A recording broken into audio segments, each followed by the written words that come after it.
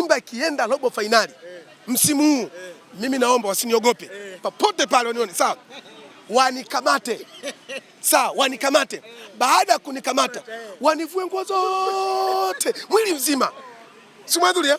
Alafu wachukue, sawa, wachukue misumari ya jahazi. Wachukue misumari ya jahazi.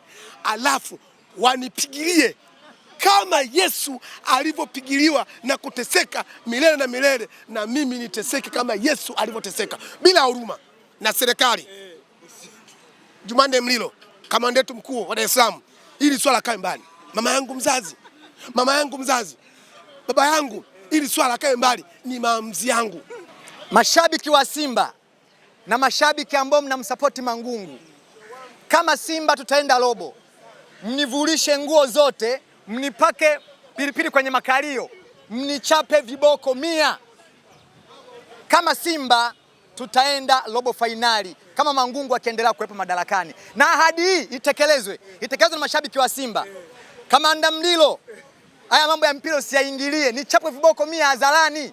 Na serikali ya Mama Samia isiingilie mambo ya mpira, jamani, yamejitenga kabisa huku. Nipigwe viboko 100, nipakwe pilipili kwenye makalio, kama Simba tutaenda robo finali. Na adhabu hii waitekeleze akina Mangungu.